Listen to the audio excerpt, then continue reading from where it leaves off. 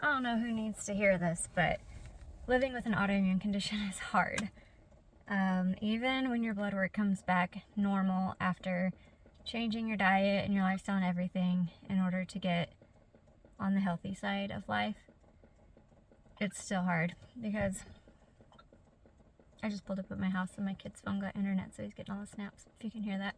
Even though I've gotten all my blood work to show normal when it comes to the autoimmune and chronic illnesses that I have, it's still important that every single day I make the right choices.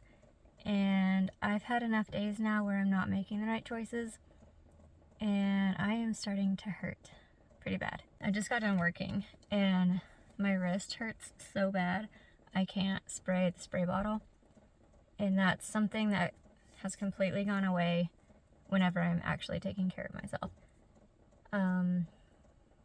Yeah, really hard to not give in to junk food and all of the different things that cause inflammation in my body, mainly wheat. Over Thanksgiving, I didn't eat very much actual food, but I did eat a lot of like pumpkin desserts that had wheat in them, which was not the best choice, obviously. But I couldn't eat. I didn't prepare very well, is really what it boils down to. We went for 2 days and we planned to stay the night and then have our Thanksgiving meal the following day after we got there. And I packed food, I made food, but I underestimated how much we actually needed, because by the time we got to where we would be eating like our Thanksgiving meal, we pretty much already ate the food that I had made. So when it came to the next day, I pretty much just ate dessert for Thanksgiving. And I ate a lot of it, and it really wasn't a good choice. It tasted good. That's the problem. But now I hurt really bad, and I know I have to get back on track, make better choices. I actually asked my husband if he wanted to, this week, Monday through Friday, set a goal to wake up at 5 and go to the gym until 6. And we actually did that today. And I kept telling him, I was like, it boils down to nothing but discipline in doing this, because no part of me really wants to go to the gym. Like, I just got done doing Project 50 and I went to the gym and I worked out every day for 50 days and I felt so much better. But for some reason, when I'm not held accountable to a shorter term goal, I just let everything fall away. So, yes, I didn't want to go, but I know that my future self wants me to go, if that makes sense. So we got up and we did go. Surprisingly, there was a lot of people there this morning. But all I did was I just walked on the treadmill at a 3 pace and a 2 pace, which is pretty slow. But it's just the fact that I went and I did it. And I decided last night, I made vegetables so simple. It's just the frozen mix of carrot, cauliflower, and broccoli. And I just put the garden vegetable seasoning, salt, and pepper on it and defrosted them in the microwave. And you know what? That was actually really good. I'm so defiant when it comes to eating vegetables, which is so weird because that's what I primarily try to eat. So I am the strangest person that I know.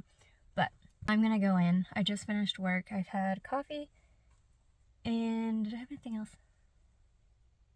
I just had coffee. But I'm going to go in. I'm going to take a shower. And then I'm going to make some more of those vegetables. And I'm going to make a good choice and eat those things, because I know those are things that are going to help heal my body and get rid of this inflammation. I don't want to live like this.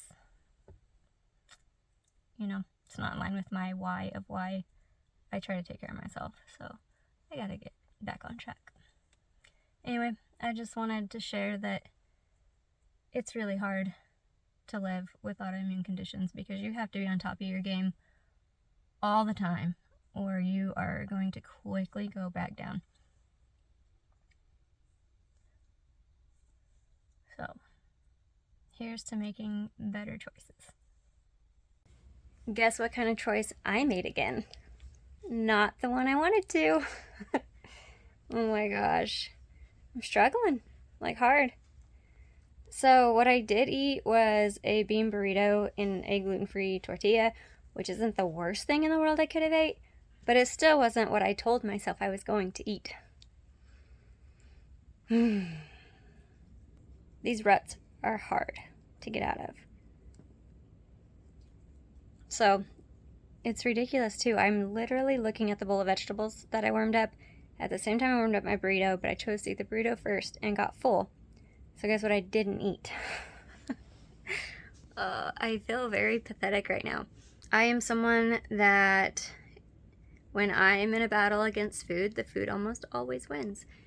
Unless I am feeling super strong, which I gotta give myself credit.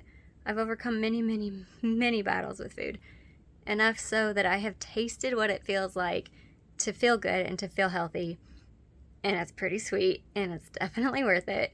So I don't know what the heck my brain is doing right now and why it's such a struggle. It's the lack of the immediate consequence, you know?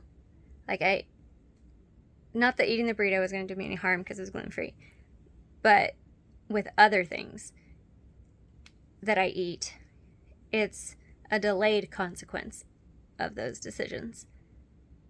And it makes it hard in the moment to choose the right thing. Those of you that deal with this, I feel for you. It's hard, I know.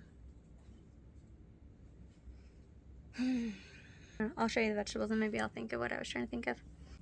It's not even that much. It's just some of that frozen vegetable mix steamed or just defrosted in the microwave with garden vegetable seasoning, salt, and pepper. It has to be the next thing I eat though. If it's not, I'm gonna tell you. So it better be the next thing I eat.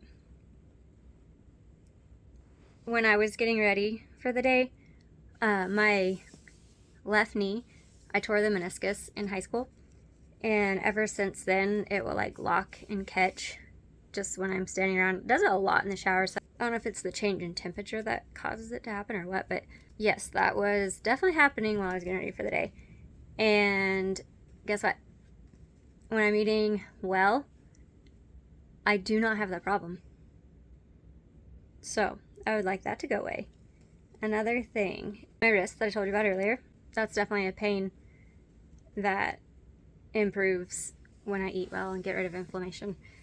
My hips slip out of place.